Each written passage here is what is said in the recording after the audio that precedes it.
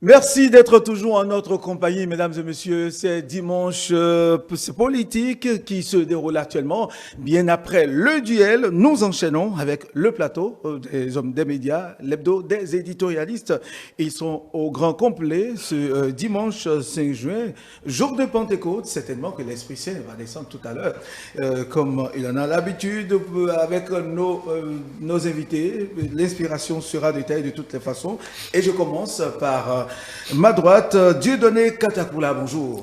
Bonjour, chers confrères. Merci d'être là. Dieudonné Katakula, je rappelle que vous êtes le directeur de publication du quotidien Le Matin. Merci d'être là avec nous ce 5 juin. Virgile Aroncet, bonjour. Bonjour Théodule, bonjour à tous. Très bien. Virgile Aroncet, le directeur de l'information de Crystal News, une radio en ligne qui émet depuis la capitale Porto Novo. Merci d'être en notre compagnie ce matin. Et puis Jules Léandre Kitty, bonjour. Bonjour Théodule, bonjour à tous les amis de E-Télé. Très bien. Merci d'être là. Jules Léandre Kitty, communicateur, analyste politique. Merci de choisir notre compagnie. Le principe reste le même. Ce sont les collègues qui choisissent le sujet. Et bien évidemment, heureusement d'ailleurs, il y a un sujet qui fait l'unanimité que les trois ont choisi. Je vous l'ai dit, il s'agit donc de cet atelier de validation des tests relus, ce qui concerne, qui régissent désormais nous, hommes des médias. Cet atelier a eu lieu le 27 mai dernier. Dieudonné Katakula, vous étiez de la partie, tout comme Virgile, tout comme Jules. Alors, qu'est-ce qu'on peut retenir de comment est-ce que les choses se sont déroulées? Quelle est votre compréhension jusqu'à la fin, les recommandations et l'après-validation? Ok, merci beaucoup. Merci de me donner l'opportunité d'aborder une fois de plus encore ce sujet. Je suis particulièrement content que l'on aborde ce sujet parce que depuis un certain temps, depuis cet atelier, nous, professionnels des médias, consacrons du temps sur nos antennes et dans nos publications par rapport à nous-mêmes, par rapport au débat qui se mène dans notre profession. Et je crois que cela témoigne de l'intérêt que tout ce qui se fait au niveau des fêtières pour la réorganisation de la profession, ça témoigne de la pertinence de ces choses-là. Et justement, l'atelier était pour renforcer les conditions d'accès, par exemple, aux médias au Bénin, les conditions d'accès. Renforcer, par exemple, l'attribution, les attributions, par exemple, au niveau de nos fêtières. Nous avons des gens qu'on élit, qui gèrent les ressources qui sont consacrées, par exemple, à ces fêtières, qui gèrent peut-être les infimes cotisations que nous faisons, mais nous n'avons pas des instruments de contrôle sur ceux-là.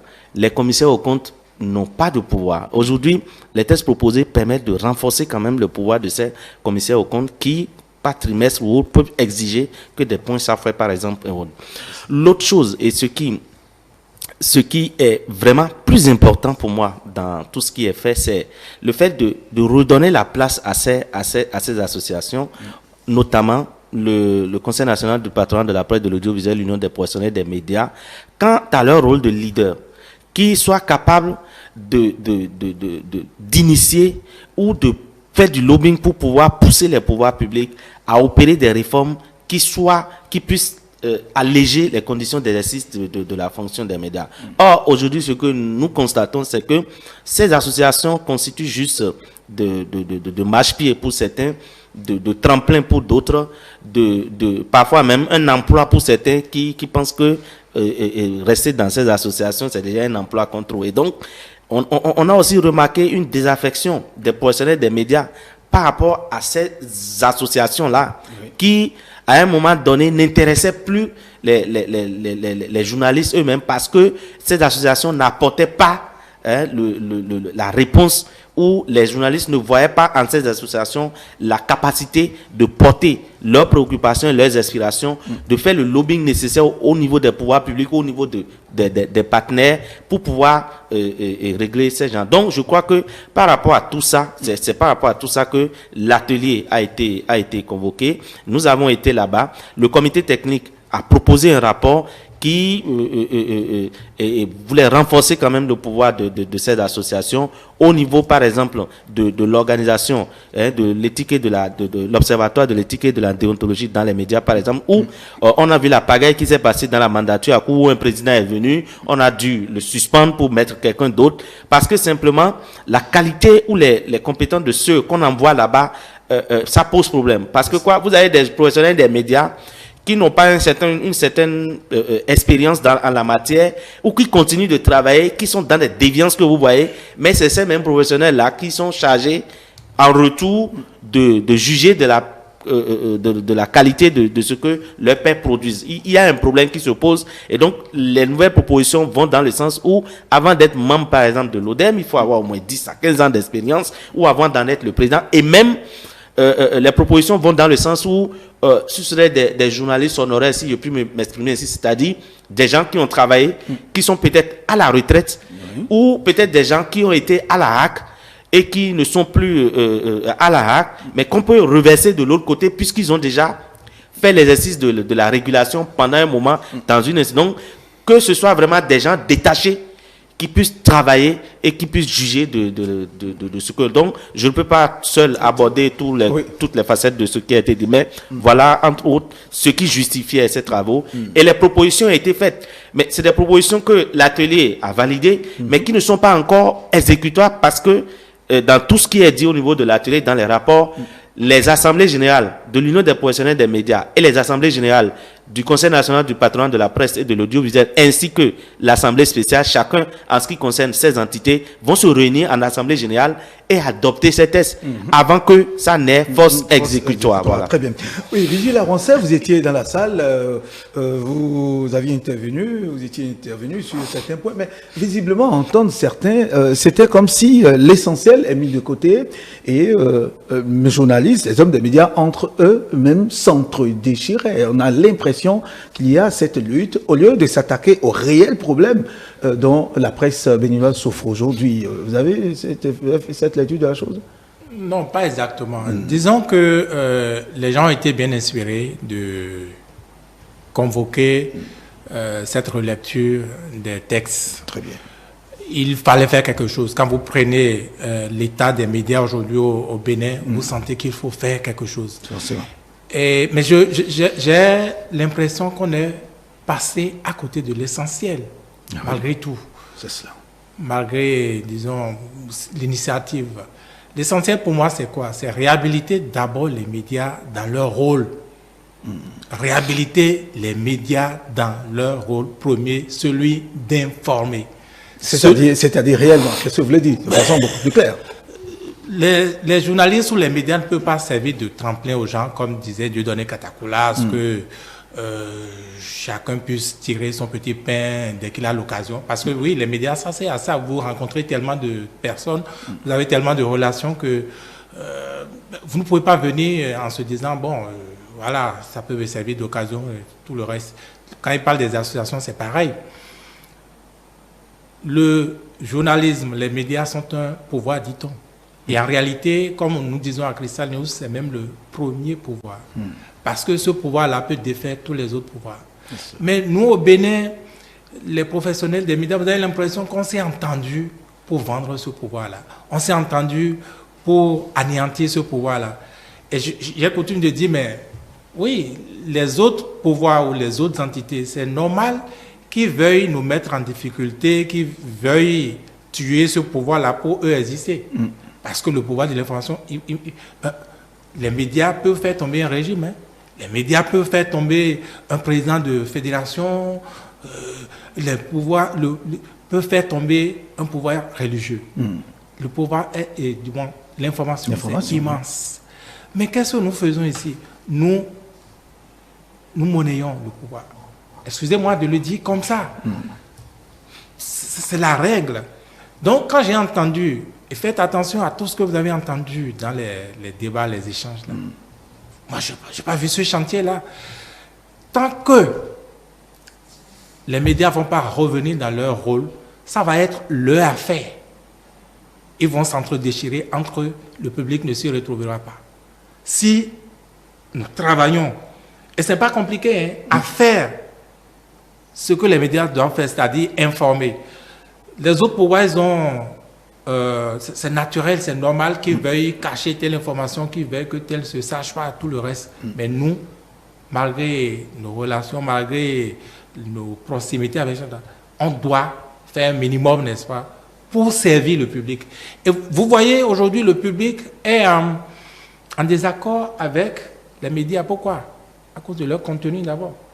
Et les journalistes qui les accompagnent, les journalistes qui aident l'invité à mieux cacher ce qu'il devrait pouvoir révéler ou devrait cacher, lui, journaliste, devrait pouvoir servir d'intermédiaire pour révéler. Vous voyez? J'ai entendu cet aspect, vous avez dû entendre ça aussi. Tout le monde parle de la HAC. Désormais, on va désigner, on ne va plus élire. La HAC, oui, la HAC. Pour nous dire vrai, la HAC fait partie à plus de 50% aujourd'hui des problèmes des médias au Bénin. Vous allez franchir, mais c'est la vérité. La HAC qui devrait pouvoir nous aider, n'est-ce pas, à mieux informer le public, c'est la HAC qui, au nom du pouvoir de régulation, nous torpille, nous empêche de faire ceci. Vrai ou faux? Théodule, vrai ou faux? Nous vous écoutons de toute façon, on aura le temps. Merci, ça c'est une belle réponse. C'est ça. Or, la HAC, ceux qui sont là, c'est des hommes. Si nous, journalistes, on faisait réellement notre travail, vous voyez, même eux, ils n'auront pas cette facilité de faire ce qu'ils font là. De nous empêcher de faire notre travail, d'empêcher les rares personnes. Non, je viens. Et on se dit aujourd'hui quoi? Ah non, est-ce qu'il faut élire, est-ce qu'il faut... La HAC, dans sa composition actuelle, que ce soit élection, que ce soit désignation, ça ne fera rien, ça ne donnera rien. Et j'ai coutume de dire à nos confrères qui, pour aller à la HAC, viennent nous voir pour dire votez pour moi. Je dis, moi je vais voter pour toi, mais c'est pour ta promotion personnelle. Ne me chante pas ce que vous avez l'habitude de chanter aux gens, vous allez faire ceci. Et faites le point. Tous ceux qui ont chanté avant vous voulez que j'appelle des noms? Non. Non. Ceux qui ont chanté là, ils ont fait quoi? Désormais, la carte de presse va faire ceci. Bientôt, on va encore aller au vote. Enfin, si c'est vote, ils vont revenir nous dire ça ne sert à rien. Vous ne pouvez rien là-bas avec toute la bonne volonté que vous avez. Tout comme quand vous êtes là-bas, là, vous ne pouvez rien faire aux autres acteurs des médias. Tout ce que vous gagnez comme salaire, tout ce que vous avez comme avantage, même si vous partagez, je ne sais pas si Théodule aura 100 francs, Dieudonné Katakula aura 100 francs, et Julien Kiti 100 francs, je ne sais pas. Donc le problème n'est pas là. Mais ce qui est merveilleux dans les médias, c'est que chaque organe est un pouvoir. Chaque organe a cette parcelle de pouvoir-là, et puis exister en dehors du choix. Donc tout ce que nous faisons là, c'est le choix de chacun. C'est le choix. Ce que nous avons, là, finalement, les médias sont nous en sommes tous individuellement un problème et une solution à la fois. Très bien. Merci. Julien Kiti, votre avis sur la question? Non, je pense, et ça, pour qu'on ne vive pas inutilement, il faut qu'on puisse, toutes les fois que nous avons une seule minute pour dire la vérité, il faut qu'on la dise, surtout quand ça concerne la profession qui nous restera collée à la peau ou que nous serons. Donc, je pense qu'il y a les pouvoirs politiques, les pouvoirs économiques et sociaux, les autres pouvoirs, pour parler comme Virgile, qui ont travaillé à phagocyter le pouvoir des médias. Et les professionnels des médias ont cru que les autres, certains ont cru que les autres commettaient un péché. Et pourquoi vous avez certains qui disaient le problème que nous avons en tant que professionnels des médias, c'est les politiques, c'est les autres, c'est le pouvoir qui ne donne pas les contrats, qui ne font pas ci. Vous avez une autre frange qui s'en est accommodée. Et ce n'est pas une affaire d'un régime. Donc, il ne faut pas dire, voilà, régime de Yahi a fait ci, régime de Talon est venu faire autre chose. Ça peut être régime de Tantapion.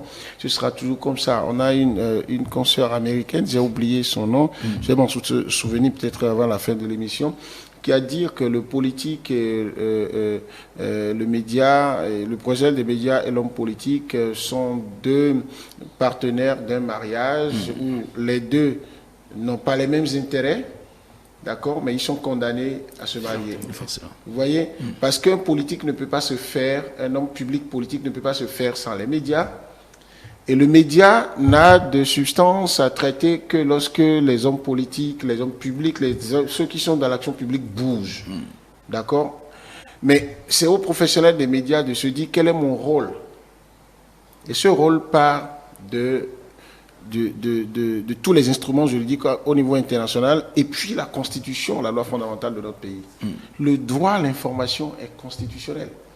Moi, j'ai souvent dit, mais je ne sais pas pourquoi, professionnels des médias et à travers nos organisations, nous ne prenons pas le temps de dire frontalement à tous les pouvoirs, quelles que soient nos relations avec ces pouvoirs-là, que nous faisons un travail d'utilité publique. Vous avez des ONG qui, lorsqu'elles font 15 ans d'action, 15 ans au moins d'action d'intérêt public, quand ça profite à beaucoup de personnes et que ce n'est pas le profit qui est derrière, on vous accorde ce qu'on appelle la reconnaissance d'utilité publique.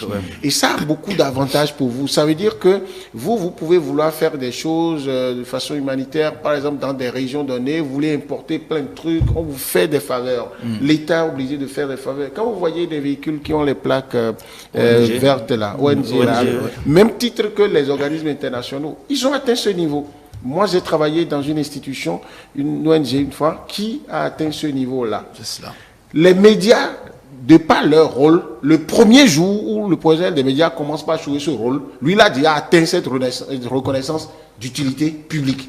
Parce que s'il ne donne pas l'information, on va fabriquer des terroristes dans la tête. On va fabriquer des ignorants dans la tête. Et un pouvoir, l'homme qui incarne, qui est dans un pouvoir public, républicain, lorsque il ne peut pas transmettre l'information par les canaux que lui offrent les médias, donc les masses médias, il ne peut pas gouverner parce qu'il sera éternellement incompris. Il va rencontrer des gens à qui il fait du bien tous les jours, qui vont le prendre au collet et vouloir lui faire du mal. Lorsqu'on a fini de voir le rôle du professionnel des médias comme ça, on ne peut pas comprendre que toutes les associations professionnelles de défense des journalistes, donc le syndicat des journalistes, l'UPMB, le CNPA et maintenant l'ODEM, dans une certaine mesure, n'aient pas pu maintenir ou évoluer crescendo dans leur puissance dans la République. On ne peut pas comprendre ça. Parce que si moi je suis président de l'UPMB, je ne fais pas campagne, s'il vous plaît, ça ne m'est jamais passé par la tête. C'est bizarre, je ne sais pas qui dans la République va m'effrayer. Je ne vais pas embêter tout le monde. Mais je parlerai à toutes ces personnes-là tous les jours. Et toutes les fois que je vais sentir qu'il y a des forces qui me manquent ou qui manquent à la profession, je ne vais pas faire vais pas lézarder les murs. Ce ne serait pas aussi facile. Mais attendez, rien dans la vie n'est facile. Je suis parti d'une image que je vous ai donnée. C'est-à-dire que les professionnels des médias qui s'attendent jamais à ce qu'il y ait un régime, un pouvoir public qui viendrait leur dire, venez, je vais vous donner le pouvoir d'être fort. Maintenant, moi je fais une comparaison complètement bête.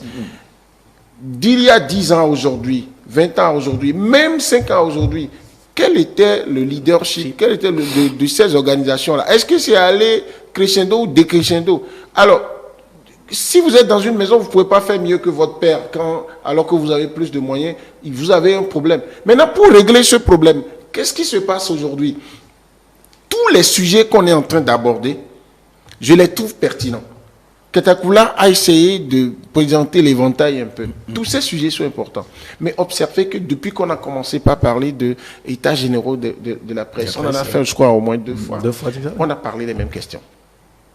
Et ça revient en 2020. Comprenez que même quand on a voulu parler des conditions de travail du journaliste, qui constitue donc le premier facteur déterminant pour qu'il soit professionnel, on est allé jusqu'à ce qu'on a appelé la convention collective. Vous en faites quoi? Moi, le minimum que je sais des sciences sociales, c'est que quand vous n'avez pas évalué avec des outils très clairs, des indicateurs bien définis de commun accord entre acteurs. Vous n'avez pas évalué l'expérience que vous avez faite. D'accord?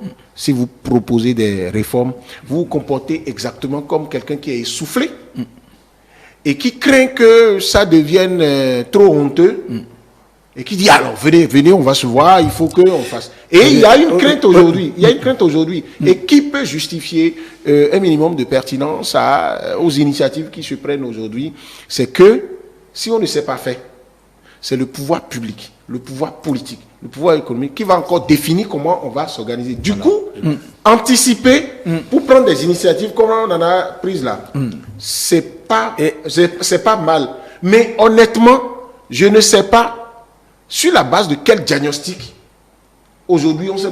Quelle est l'étude qui a été faite? Non, on est à une étape dans la profession où un atelier entre professionnels des médias. Vous voyez, les gens sont en atelier, d'autres disent on ne nous a pas associés. Le service public dit on n'est pas associé. Parce que pendant longtemps, il ne s'est jamais trouvé des gens pour réfléchir à qu'est-ce que vous appelez le service public par rapport aux médias privés. Autant de situations. Pourquoi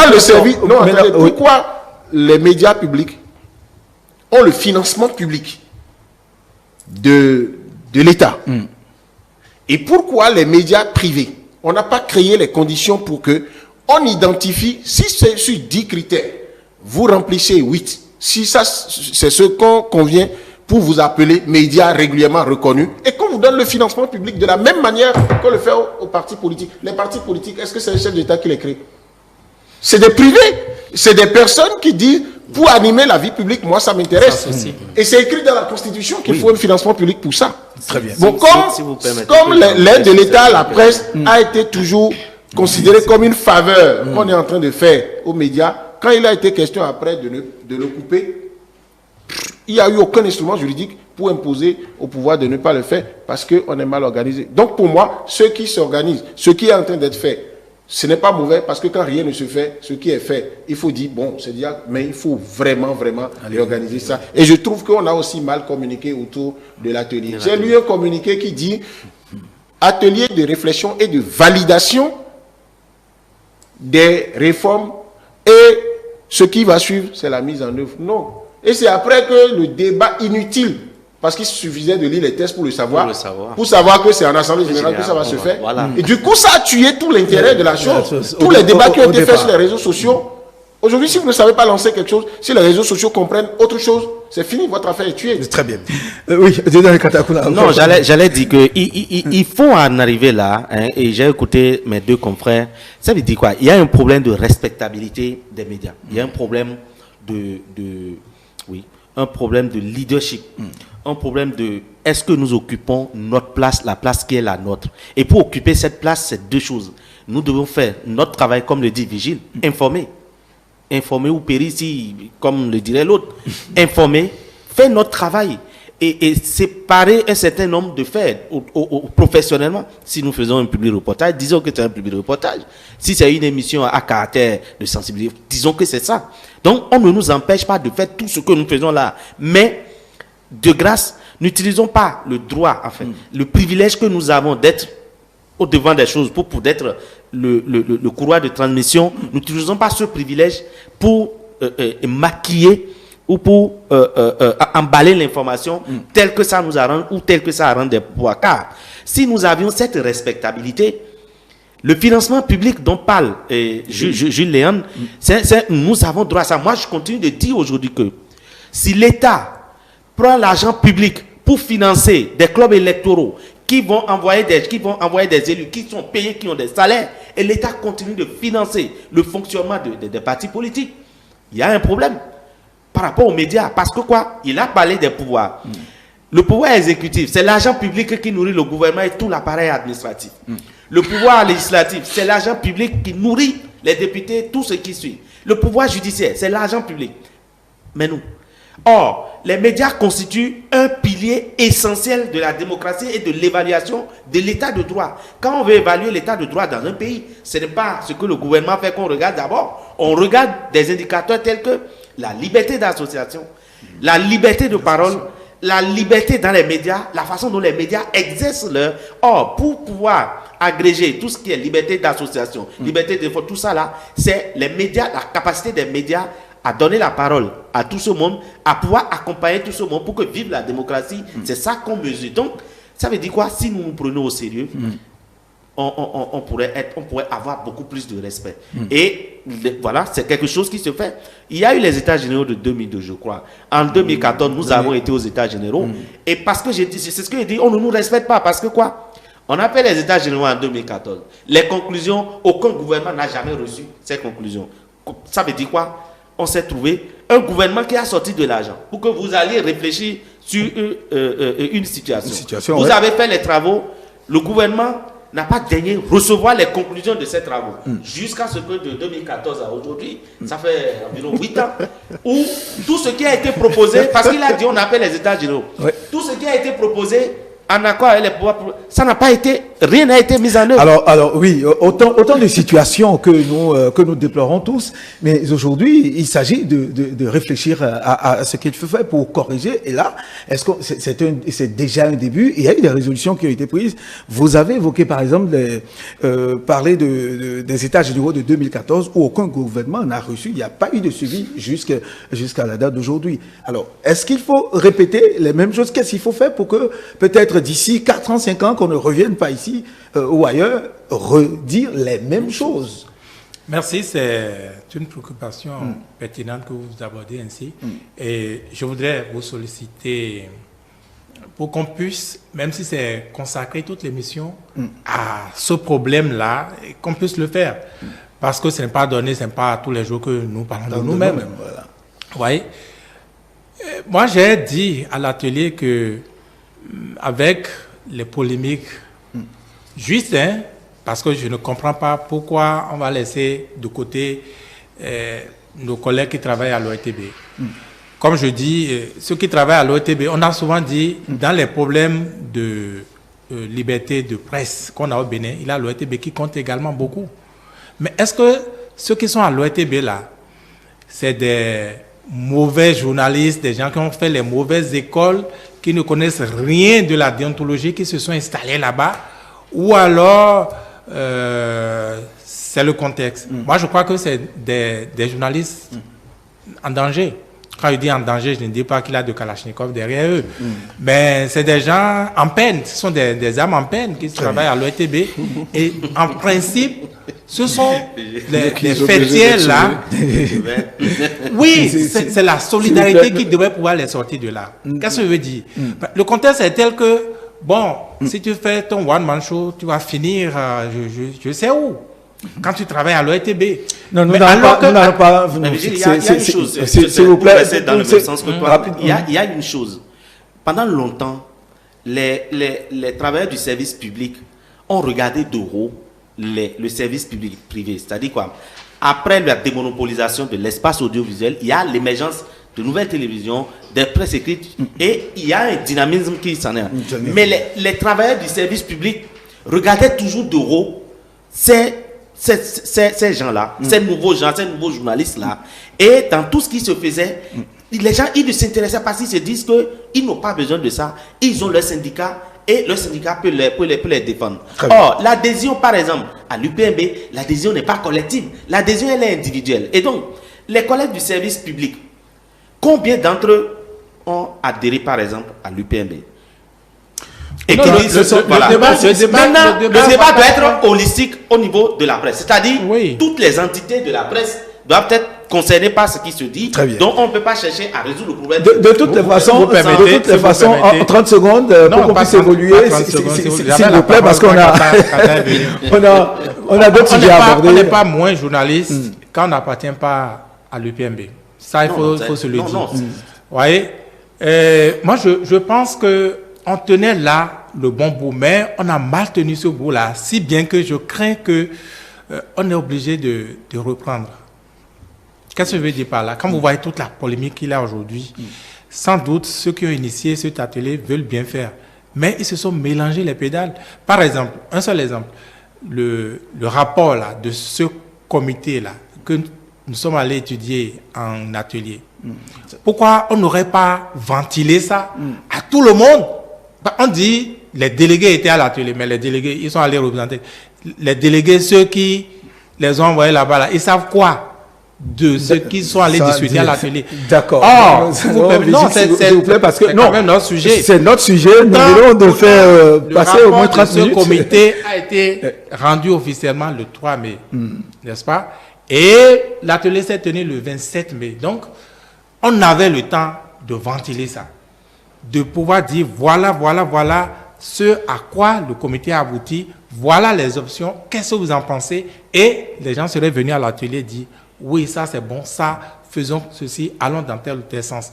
On ne l'a pas fait. Moi, je souhaiterais que, avec les polémiques, jusqu'au niveau de la justice, tout ce qu'il y a, le moment n'est pas propice, de mon point de vue, pour tout de suite faire quelque chose de durable. Parce que on a beau le faire, on a beau mener ce débat, on va dire, oh bon, il appartient à tel camp, oh non, il est ceci, cela. Vous voyez, le contexte n'est pas bon, mais malheureusement. Déjà, au moins les assemblées générales des institutions ont la latitude de rejeter ou de voter. Donc, ça veut dire quoi? Le débat n'est pas clos, selon moi. Et donc, non, le débat n'est pas clos. Le débat n'est pas clos, mais en même temps... Nous allons... La trentaine de secondes, vous me la donnez sur le sujet, ou moi je ne parle pas de notre sujet. Parce qu'il y a deux petits points sur lesquels je voudrais... Et ça, c'est de la consultation gratuite, sans honoraire, que j'ai envie de faire à ceux qui ont eu la chance d'être appelés à conduire ces réformes-là. Je pense que ceux qui sont envoyés pour parler au nom de ce comité de relecture ou de comité d'organisation de l'atelier, je ne veux pas dire qu'ils sont mal choisis, c'est des professionnels des médias que je respecte, mais ils communiquent extraordinairement mal. Moi, je ne trouve pas. Katakula a dit tout à l'heure, un syndicat, vous savez, ce qui suscite, ce qui amène les gens à y adhérer, le grand nombre, c'est quand les gens se retrouvent en ce syndicat, constatent que si je vais adhérer, mes problèmes, ce à quoi j'ai droit là, ça va être réglé. Ensuite, la manière dont je veux que la corporation soit organisée pour que je sois épanoui et que je puisse dire à d'autres jeunes frères, oui, venez dedans là. Ça puisse se faire. Vous voyez des gens qui viennent en espace public pour dire, mais on s'en fout, si vous n'adhérez pas à l'UPMB, l'UPMB va décider en votre nom, voilà. Et il en sera ainsi tant que l'UPMB... Je dis, non, on a tous appris les BABA en communication. C'est pas comme ça vous parlez aux gens, des gens. Allez chercher à savoir. Poussez le diagnostic jusqu'à savoir, posez la question. Faites un sondage. Les outils sont faciles à concevoir. On peut faire ça gratuitement, sans prendre l'argent. Pourquoi beaucoup n'adhèrent pas à l'UPMB? Vous pouvez à la HAC savoir le nombre de personnes qui ont eu les cartes de presse. Pourquoi la HAC ne dit pas la condition pour avoir la carte de presse c'est d'être membre de l'UPMB? Alors, pourquoi sur cette masse critique-là, il n'y a pas beaucoup de personnes qui y adhèrent? Il faut aller à ce niveau. Deuxième chose. Oui, pour finir, il ne faut certes pas jeter l'eau de bain avec le bébé, mais je vous en prie, ce n'est pas possible. Le minimum de papier qu'on vous remet, par exemple, vous demande de signer. Valider, c'est signer. Ce qui s'est fait à l'atelier, c'était une bonne initiative, mais l'atelier a été comme un débat télé où on a amené un nombre exorbitant d'invités, où chacun a parlé. Ceux qui ont été rapporteurs de cet atelier doivent avoir eu les plus grosses difficultés du monde. Parce que les délégués étaient délégués de quoi? Des organes de presse ou bien des associations? Ou bien ils étaient délégués d'eux-mêmes de toute façon parler alors qu'en amont on ne leur a pas dit et ils viennent à la fin pour dire non, vous parlez sans lire le rapport. Ils ont donné le rapport à combien de personnes? Il faut réclamer le rapport pour l'avoir. Très bien, merci. De toute façon, nous avons encore du temps pour les débats. L'Assemblée qui va décider d'ici. L'Assemblée générale. Il y a les assemblées générales. Donc, ça pourra apporter quelque chose, peut-être. Très bien. Alors, une base juridique un peu plus sérieuse. Plus sérieuse, très bien. Nous allons évoluer, rester avec vous, Julien Ndokiti. Vous avez voulu qu'on parle de la tournée gouvernementale, surtout des 1100 doléances qui sont recueillies et déjà des réponses décidées par le gouvernement. Oui, bien sûr, parce que à cette étape-là, je pense qu'on peut commencer par parler des fruits, et même de la pertinence, voire l'utilité de cette tournée gouvernementale-là. Vous savez, le débat était très sérieux en amont pour dire pourquoi c'était nécessaire d'aller sur le terrain. Des gens à bon droit se disaient, mais est-ce que c'est pas pour que ça coûte de l'argent encore. Certains qui ne regardent pas la gouvernance du régime Talon d'un bon œil ont été très ingénieux dans les expressions. Ils ont dit on prend l'argent de celui qui a faim pour aller lui expliquer qu'il a faim. Mais après, quand le gouvernement, quand le ministre, quand le directeur général, quand le député du coin viennent et sont en face du citoyen lambda qui est capable de leur dire les mesures que vous avez prises, que vous venez de nous expliquer, voilà que ce n'est pas bien appliqué, voilà que pour acheter chez le commerçant de notre coin, il ne nous vend pas ça à ce prix. Voilà qu'on a l'impression que vous gouvernez sans toucher à tel point, ou la méthode même que vous utilisez pour vouloir répondre à nos préoccupations n'est pas la bonne, parce que là encore, en matière de développement, vous ne pouvez pas faire le bonheur de quelqu'un sans l'intégrer à la définition du besoin, l'identification du besoin, et ensuite même au choix stratégique pour que ça puisse l'impacter. Si à l'issue de cette tournée gouvernementale, pendant qu'on souhaitait peut-être qu'il y ait un mini-atelier gouvernemental pour faire le point de ces recommandations-là, parce que les populations se sont tapées le droit de dire c'est bien, vous nous avez expliqué la crise, les mesures que vous avez prises, mais nous aussi nous avons des suggestions. Plus de 1000 suggestions, plus précisément, ce qu'on va parler de 1100 suggestions. Ouais. Que très rapidement, le gouvernement a pu stratifier, a classifié, et quand vous lisez le relevé du Conseil des ministres, on a confié précisément à des ministres, ou à des duos, ou à des groupes de ministres, ce qu'il y a à faire.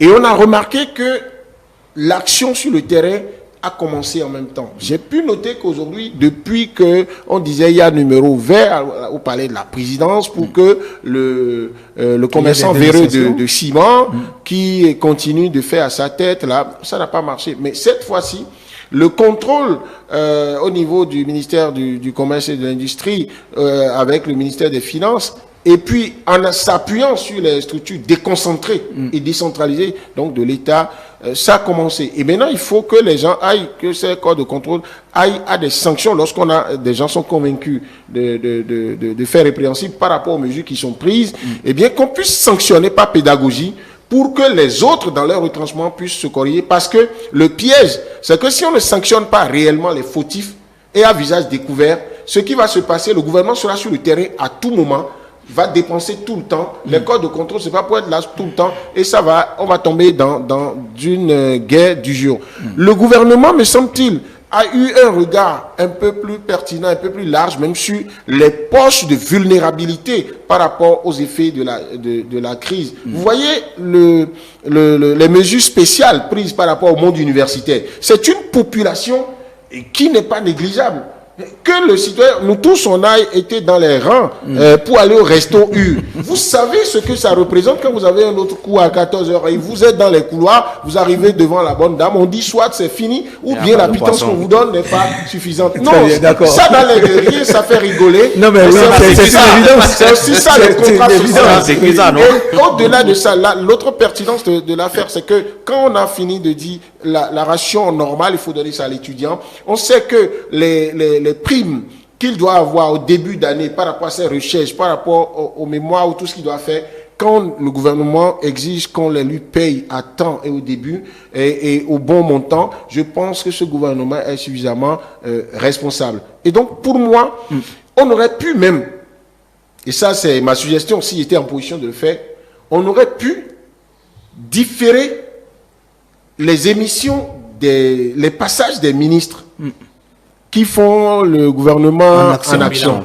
Parce qu'eux, ils sont en train de faire le bilan un peu comme du temps qu'ils ont passé, soit pour certains du début de mise en œuvre du PAG2, ou d'autres qui vont même qui font le flashback, qui vont dedans.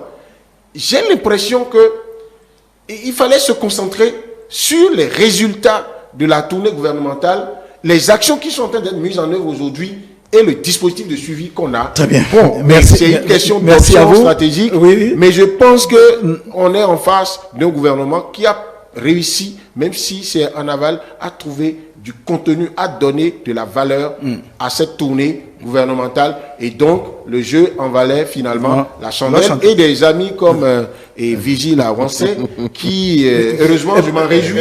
Pourquoi Vigile Avancé? Non, je préfère nous allons attendez, c'est très important ce qu'on fait.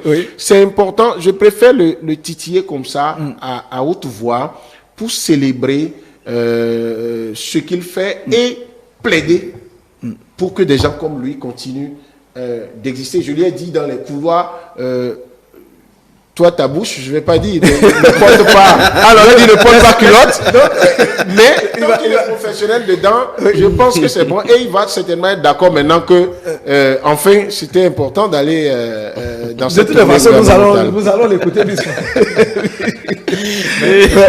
Je suis sûr que ma campagne va marcher. Merci, Jules Liankiti. Non, cela ne s'expliquait pas, hein, la tournée au départ. Cela ne s'expliquait pas au départ, surtout les modalités. J'ai dit, et je n'ai pas inventé, qu'il est dit qu'on sélectionne ceux qui vont parler. Et ce qu'ils vont dire, on les briefe par rapport à ça. Si c'est ça, il fallait rester au bureau. Mais ils ont fait, heureusement, les populations. Comme on dit, le ventre qui a faim n'a pas d'oreille. Donc, ce ventre n'a pas écouté partout, je veux dire. C'est recageage. Les gens ont parlé quand même. Les gens ont quand même parlé. Et moi, j'ai aimé. Ce que j'ai encore plus aimé, Jules va être content, c'est qu'il a eu de suite. Qu'il aille de suite. Parce que ça ne servait à rien de se promener. Vous comprenez qu'il fallait permettre à Virgile de pouvoir témoigner de ça. C'était pas utile de faire tout ça là et ne pas faire un point, surtout ne pas donner une suite publiquement. Ils l'ont fait. 1100 doléances, ça veut dire qu'il avait quand même des choses à dire. Et si peut-être on n'avait pas cadré les gens, on n'avait pas dit, les gens auraient dit plus.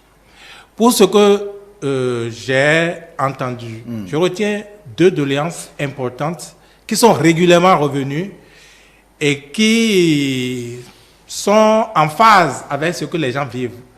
C'est que les gens ont faim et veulent des solutions concrètes. L'une des solutions, c'est par exemple la réouverture des boutiques au NASA. Ça, c'est du concret. Vos discours, on a mis 80 milliards, on a fait ceci. Peut-être, mais comment lui, il constate, le paysan, comment ça? Il a faim. Il veut aller dans la boutique d'à côté, acheter le maïs à bas prix, comme avant, et régler son problème. C'est comme ça qu'il est impacté par les 80 milliards. Et je te coupe pas, quand il prend ce maïs, il passe pas le moulin en même temps. Absolument. Avant même d'aller à la maison. Absolument. Et 2 heures après, il a et les enfants vont sourire désormais à la maison. Donc, il est dans du concret. Et après tout ceci, il est souhaitable que le gouvernement ferme les yeux de toute la communication qui était passée avant sur l'ONASA. Il faut supprimer l'ONASA et rouvre les boutiques au NASA. On peut l'appeler comme on veut désormais, mais je crois que c'est du concret. Les populations ont dit ça. Cette suite, on ne l'a pas encore. Deuxième suite, c'est la vallée de Lomé. Il faut se remettre dans l'agriculture, tout le reste. On peut ne pas aller à la vallée de Lomé. Mais je crois que ce qu'on fait actuellement, toute la communication, on explique, l'Alliance justifie, mais ça ne suffit pas. Le gouvernement peut tenir pendant combien de temps ce qu'il fait là? Les milliards qu'on met là, on peut mettre ça, cette subvention peut tenir pendant combien de temps? C'est faux, on ne peut pas tenir plus longtemps. Qu'est-ce qu'il faut faire selon vous? Il faut demander aux populations d'aller à la terre. La saison est en train de s'arrêter, la saison des pluies est en train de finir malheureusement. Il faut que les pouvoirs publics prennent le lead pour donner, n'est-ce pas, cette envie aux gens, même à nous tous qui sommes ici. Moi, je peux vous rendre témoignage que j'ai commencé. Hein. Ah oui? Ah, mais bien sûr. Vous avez les moyens alors. Il faut, mais au-delà du discours public, il faut que dans ce qui vous arrive, que chacun prenne sa solution. C'est cela. C'est aussi vrai. Donc, il faudrait que le pouvoir public facilite, n'est-ce pas, les possibilités aux gens de pouvoir se mettre à ça, à la terre. Et même ceux qui n'ont pas de terre, le Nigeria a commencé à côté, s'il vous plaît. Et le Nigeria dit à ces populations, même quand vous êtes en ville, que vous avez votre dalle, vous avez votre terrasse et rien d'autre, mettez de la terre dans des plastiques, mettez ça dans... et faites du hors-sol. Et ça marche. Même à Porto-Novo, des gens ont commencé. Et ça marche, je vous dis, moi je n'y croyais pas. Même le poisson à côté, moi j'ai visité une ferme à Dion, pas plus tard que le week-end passé, où on peut faire du poisson hors sol et manger suffisamment. Si on ne fait pas ça, et qu'on reste là, il faut subventionner le riz, il faut subventionner, comment vous appelez, le blé. Quel blé? Si vous donnez du pain à votre enfant, dites-lui que c'est du ablo avec ablo, du manioc là qu'on vous a élevé, et du haricot. Donnez-lui ça, il ne veut pas manger. Il n'a qu'à aller, il n'a qu'à se débrouiller. La notion n'est pas à cette solution concrète là. Encore que quand il va manger ça 1, 2, 3 fois, Mais si on ne revient pas à notre Aziklaclou, à notre Gambie, ou je ne sais pas comment ils vont appeler ça ailleurs, si on ne revient pas à ces choses-là, et si on le fait, ça va être une opportunité.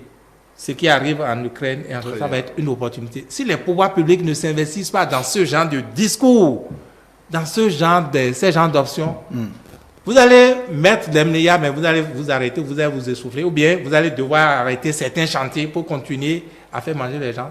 Vous ne pouvez pas tenir. Très bien. On ne peut pas tenir. Oui, Dieudonné. Non, par rapport à la je crois que mes deux confrères ont abordé, on fait le tour. On fait le tour.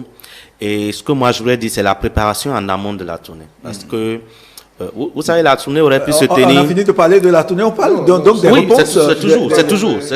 C'est pour dire quoi? Que, contrairement à ce qui est dit au départ, c'est préparé. Parce que la tournée a été avortée 2 fois, même 3 fois, avant d'avoir finalement lieu.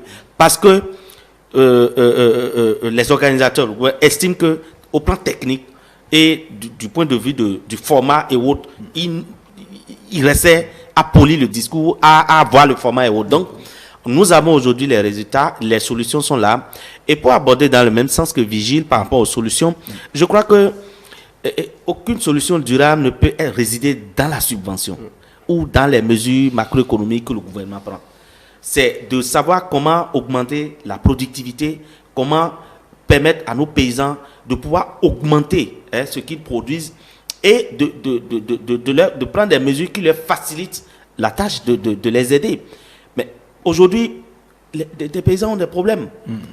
Et je donne un exemple, dans le jour, parfois, depuis mars, les pluies doivent commencer, mais les pluies n'ont pas commencé. Les gens devaient déjà être en train de récolter les premiers maïs, mais ils ne l'ont pas. Donc, c'est un problème que nous avons qui va revenir. Donc, pour revenir à l'aspect des terres et de l'agriculture, oui, le gouvernement va tenir le discours d'aller à la terre. Mais il y a une réforme majeure qu'il faut faire. Et moi, je continue de le dire. Notre gouvernement doit pouvoir avoir le courage d'aller à une réforme agraire substantielle. C'est-à-dire quoi? La réforme agraire, aujourd'hui, vous voyez des espaces, des hectares à perte de vue, inexploités, mais prenez votre d'abord, allez délimiter 1 mètre carré et semer quelque chose. Vous allez voir un propriétaire qui va venir. Les terres sont là, inexploitées. Parce que les terres appartiennent à des individus ou à des collectivités. Et donc, celui qui veut faire son investissement, si vous devez mettre des aménagements d'irrigation, c'est un investissement que vous ne pouvez pas vous permettre d'aller mettre quelque part où le lendemain, un quidam ou bien un pseudo-propriétaire viendra vous expulser là-dessus. Donc, sécurité foncière. La sécurité foncière, il faut pouvoir faire une réforme ou bien, je ne sais pas, trouver un contrat ou proposer un contrat à ceux qui ont les domaines pour que l'État puisse prendre ces domaines, proposer un contrat, une rémunération en retour aux gens si c'est un bail, pour qu'on puisse mettre ça à disposition des coopératives de jeunes. Si, par exemple, on nous dit il y a 100 hectares quelque part, que Vigile, Léandre et moi, on se regarde et que chacun peut mobiliser quelque chose, on dit, ok, on commence, on peut y aller et demander, l'État nous met les terres à disposition. Nous pouvons le faire. Bien sûr. Nous pouvons le faire. Donc, tant que nous n'allons pas améliorer notre productivité, faire face à cette crise serait très difficile. Le gouvernement prend les mesures, mais il faut que les opérateurs, ceux qui ont l'argent et autres, commencent à investir réellement dans l'agriculture et que les fonctionnaires qui ont payé des terres et des hectares qui n'exploitent pas, qui empêchent les collectivités d'exploiter, ou même les familles, même n'ont plus de terres, et les fonctionnaires sont ici, ils ont payé les terres, ils les ont abandonnées, ils ne les cultivent pas. C'est un problème, il faudra que le gouvernement se penche aussi sur cet aspect des choses. Si vous permettez, Théodule, on sera très concret et utile. Si on disait aux gens qu'on n'a même pas besoin aujourd'hui d'acheter des terres pour faire ce que nous disons là, pour cultiver. Vous allez vous louer de terre vous pouvez louer, et ce n'est pas grand-chose, hein, les paysans ne vous réclament pas grand-chose. Aussi bizarre que ça soit. Ils ne vous réclament pas, vous louez et vous récoltez immensement, si bien que peut-être d'ici 5 ans, il va être jaloux lui-même. Ah, c'est ça le problème. Non, non, c'est pas un problème, mais vous aurez quand déjà vous mettez les même engrais, puis c'est la terre, quand vous prenez ça premièrement, c'est pas ça. C'est ce que vous faites là-dessus qui enrichit la terre. Et donc, si à un moment donné, vous faites vous mettez les péris, vous aménagez tout et tout, et que 5 ans après, quelqu'un peut venir seulement... Non, si au bout de 5 ans, vous n'avez pas vécu au quotidien et vous avez fait un plan d'exploitation par rapport à ça, vous savez ce que vous gagnez au bout de 5 ans. Au bout de 5 ans, pour le renouvellement du contrat ou de sa suspension, là, discutez avec celui qui a la terre là, vous pouvez revoir à la hausse les choses parce que vous devenez un peu comme un entrepreneur agricole. Lui aussi, ne demandez pas à ce qu'il continue de vous regarder avec ce que vous lui avez payé au départ. Et c'était pas dans le contrat qu'il n'aura jamais besoin de sa terre. Mais tout dépend de comment vous le traitez après. Il y a des contrats simples que les gens faisaient dans les villages et tout. Vous louez la terre, vous êtes en train de cultiver. Vous lui avez peut-être payé quelque chose, il est content, mais non seulement vous ne lui avez pas, même s'il a besoin d'argent, vous n'avez pas abusé de sa confiance en lui prenant la totalité de sa terre, parce que ses enfants peuvent venir dire, nous aussi on veut cultiver. Deuxième chose, quand vous avez récolté, nous sommes dans une sociologie. Donnez-lui une partie de ce que vous avez cultivé. Parce qu'il a dû prendre l'argent chez vous, il a dépensé, il a pris sa deuxième femme, sa troisième femme, c'est des trucs comme ça, mais... Quand après vous êtes en train de récolter, il regarde, et ça l'intéresse. Il oublie que c'est vous qui avez cultivé. Et il se dit, il se fait l'illusion que s'il vous arrache la terre maintenant, il aura ça. Alors qu'il ne s'est pas préparé pour ça. Finalement, vous vous laissez, lui aussi il n'arrive pas à le faire. Donc il faut que l'État... Je vois quand on veut aller chez Vigile à Porte-Nouveau, quand tu prends à partir du Carrefour Sémé, avant de tomber au pont, j'ai vu de vastes domaines là, je demande, on me dit c'est pour telle collectivité. Et en plus, j'entends des collectivités très célèbres qui ont que l'État. Donc, il faut que ces personnes-là, on les connaît, qu'on puisse leur demander. C'est un exemple. Quand vous prenez la route et puis quand vous prenez la route pour aller chez moi au Mono, vous en avez, je suis la voir, sérieusement. Il faut qu'on fasse le point. Les maires, les préfets, c'est des évaluations du genre qu'ils doivent faire et dire à l'État, voici le potentiel qui existe dans ma région. Venez, monsieur le président, dans votre PAG 2 ou quoi, 2,5 ou 3, moi je veux mettre ça. Voici les potentialités. Et individuellement, vous avez 100 000, commencez. Allez aux bonnes adresses. N'attendez pas que l'État décrète, parce que l'État, c'est une machine lourde. Vigile à le secret. J'en aurais fini. Au lieu que celui qui est payé à l'Assemblée nationale par nos francs, nos deniers publics, au lieu qu'il propose qu'on impose, peut-être on demande à chaque fonctionnaire d'avoir 2 parcelles, 2 quartiers de maïs à cultiver. Voilà, il préfère proposer qu'on se mette en uniforme. C'est-à-dire, c'est des choses du genre. Voilà. Alors qu'il faut proposer. D'accord. Merci à vous. Nous allons pour les uniformes. Merci à vous. Nous allons prendre les 5 dernières minutes rapidement pour aborder, pour parler du match qu'il y a eu hier. Notre pays, le Bénin, qui a presque raté son entrée par rapport aux éliminatoires de la CAN 2023 à Dakar hier. Vigile, vous avez suivi le match? Nous, le Bénin n'a rien raté. C'est le champion d'Afrique. Hein. On a fait 3-1. Avant, nous, l'Égypte est passé par là. Ils ont fait la même fête à l'Égypte. C'est vrai, les connaisseurs du football disent que c'était à notre portée, qu'on aurait pu faire ceci. Mais moi, mathématiquement, 3-1, ce n'est pas mal. Quand ils vont revenir là, il ne faudrait pas qu'on se fasse battre, qu'on fasse le service minimum, au moins un match nul. S'ils venaient nous mettre encore 3-1, ça veut dire qu'on commence à être un problème. Mais tout ce qu'on entend... Parce que la semaine prochaine, il y a un match à domicile. Les matchs à domicile, ne les loupons pas. Très bien. Il faut qu'ils le sachent, ne les loupons pas, parce que les points ne se chassent pas aux dernières journées, c'est déjà maintenant. D'accord. Vous voyez? Et je pense qu'on peut y arriver.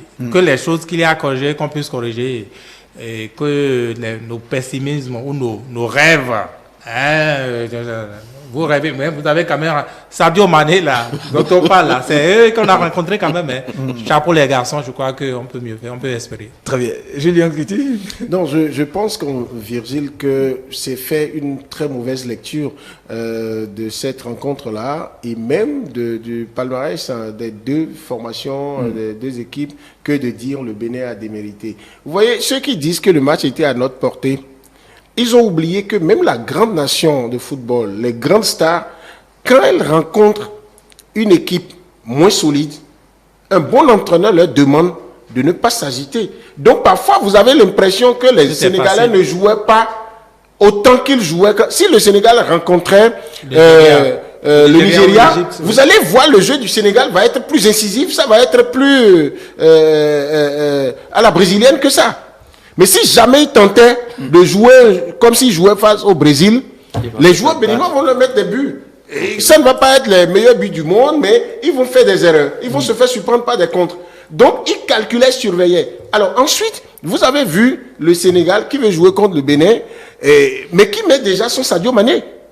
Il a dit tout à l'heure, s'il ne faut pas attendre la fin, si vous ne mettez pas le Sadio Mané, vous voyez, on l'a mis, et quand il restait 5 minutes, et quand Cissé a compris que bon, le job est fait, il l'a sorti.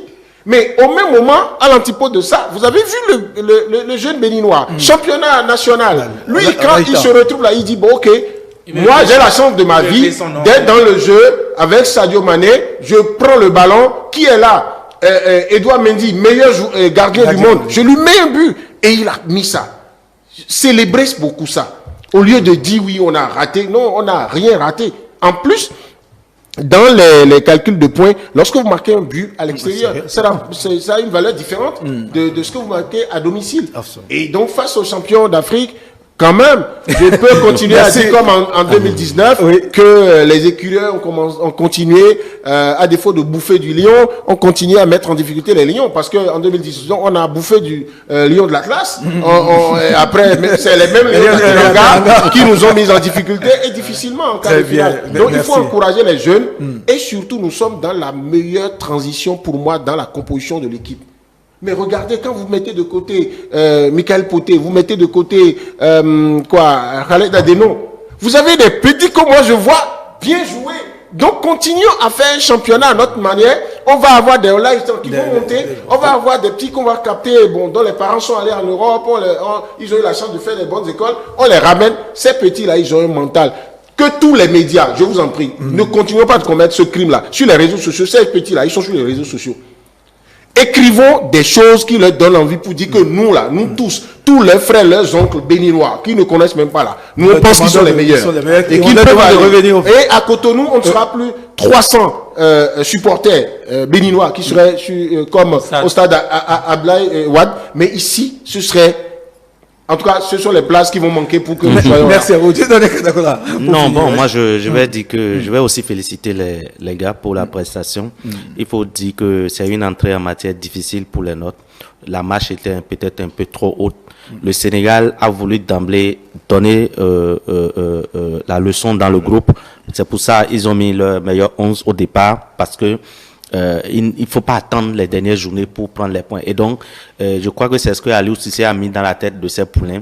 Il ne faut pas s'amuser avec le Bénin, parce que si vous vous amusez, et puis quand vous jouez le match, vous observez le match, vous sentez en même temps que chaque fois que l'équipe du Sénégal accélère, il déstabilise notre équipe. Mais en même temps, ils s'exposent derrière et les nôtres ont des occasions. Et donc, ils ont dû gérer. En apparence, c'était un match trop facile pour le Sénégal, mais tactiquement, c'était de la gestion. Sinon, le Bénin pouvait s'en sortir avec 2 buts ou 3 buts même. Le Bénin aussi pouvait en marquer. Les occasions, il y en avait. Les occasions, il y en avait. C'est vrai qu'on était faible. Quand il y a les occasions, c'est l'expérience qui joue en jeu. Le carton rouge, quand il prend, le ballon même connaît son pied. Le carton rouge nous a déstabilisés. L'arbitre, c'est un Marocain. Il y avait un contentieux, il n'a pas été trop Clément, il a été trop sévère un peu, pas qu'il n'a pas bien sifflé. Non, en fait, il était trop heureux à nous donner carton rouge. Voilà, je ne sais pas si la professionnelle. Merci à vous, Julien de Kiti. Merci à vous également, Virgile à Roncet, Dieudonné Katakoula. Merci à vous tous. Ainsi prend fin l'hebdo des éditorialistes de ce dimanche 5 juin. Merci d'avoir partagé ces moments avec nous, ces moments de télévision avec nous.